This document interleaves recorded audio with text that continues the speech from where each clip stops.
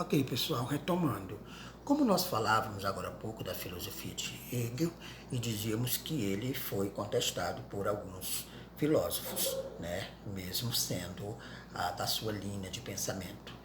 E aí, entre esses contestadores do pensamento de Hegel, nós vamos ter aí o que mais se destacou, né, nessa crítica à filosofia hegeliana foi o pensador alemão Ludwig Feuerbach. Ele vai recusar o idealismo de Hegel, né? E Feuerbach qualificou-se de especulação vazia que não trata do ser real, das coisas reais, do homem concreto. Feuerbach fez essa crítica ao pensamento de Hegel, porque era muito no campo abstrato. Ao contrário do idealismo hegeliano, que se baseia em noções abstratas como as ideias, espírito e razão, o Feuerbach vai propor que a filosofia deveria partir do concreto, do ser humano, considerado como um ser natural e social. Faz sentido esse posicionamento.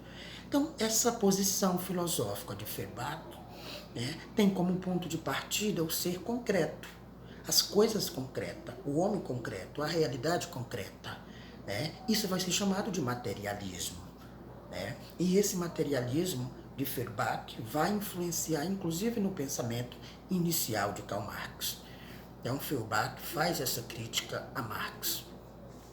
O outro pensador que vai fazer uma crítica também muito ferrenha ao pensamento do Hegel é o Schopenhauer, podemos chamar assim. Então, vamos apresentar rapidamente aqui os principais conceitos de Schopenhauer sobre a perspectiva do mundo como vontade e representação. Né? Então, a filosofia de Schopenhauer, em certo sentido, consiste em uma tentativa de representar e superar alguns pontos da filosofia crítica de Kant, né, que procurou desenvolver um exame das condições de possibilidades do conhecimento, bem como a legitimidade e limites da razão humana, fazendo a crítica a Hegel, que era muito racional e espiritual. Né? Nesse sentido, inicialmente a obra O Mundo como Vontade e Representação é uma obra clássica do Schopenhauer. No seu livro primeiro, aborda o mundo como modificação do entorno do sujeito do conhecimento puro. Ou seja, trata-se de conhecer o homem como sustentáculo do mundo e do tempo. Já no segundo livro, né, Schopenhauer vai assinalar que Kant deixou um legado para a filosofia, que é a concepção segundo a qual o tempo, o espaço, a causalidade, segundo todas as suas leis e formas possíveis, só existe em nossa consciência. E nada tem a ver com os objetos que nele se fazem representar.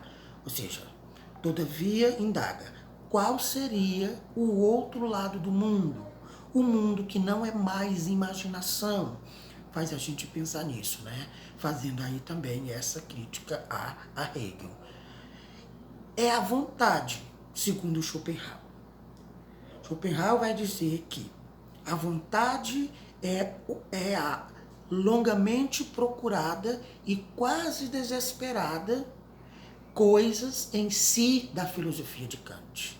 É a essência íntima, é a substância pensante e imutável de todo o universo. É a vontade para Schopenhauer. E o que significa vontade para Schopenhauer? É o princípio motriz de todo o universo, que faz medrar a planta e cristalizar o universo. É a frase dele, né?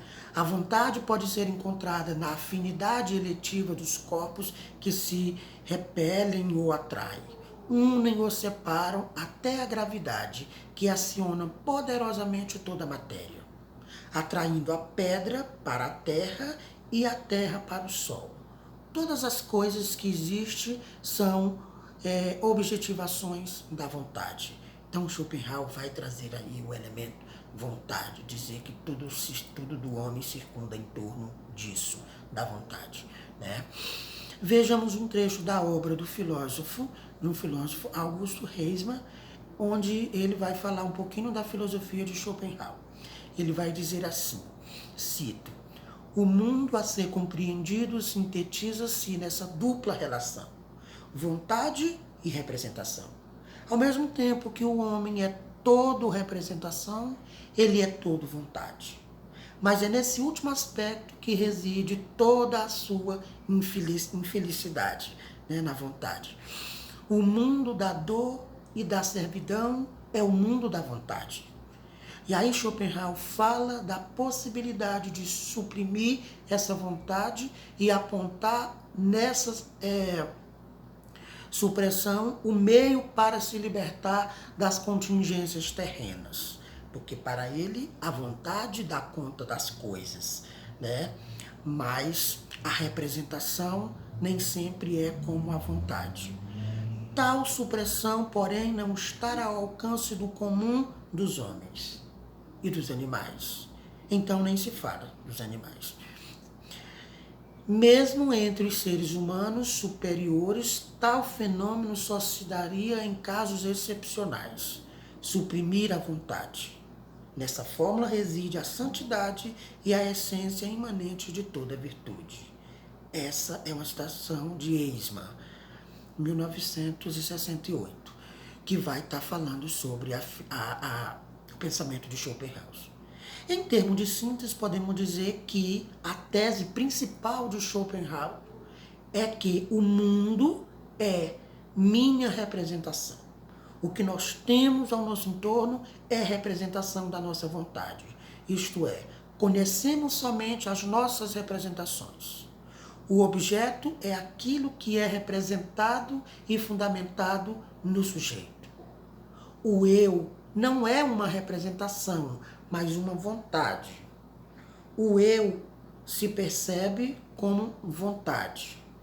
A noção de coisa em si, tomada na filosofia de Kant, que constitui o fundamento das representações para Schopenhauer, é, na verdade, a vontade.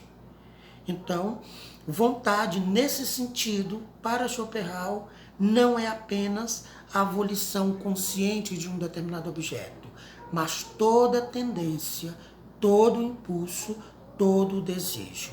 Nesse sentido, Schopenhauer vai discordar de Hegel e vai travar essa busca de compreender essa relação da vontade com a representação, né? Então nós temos aí o pensamento de Schopenhauer.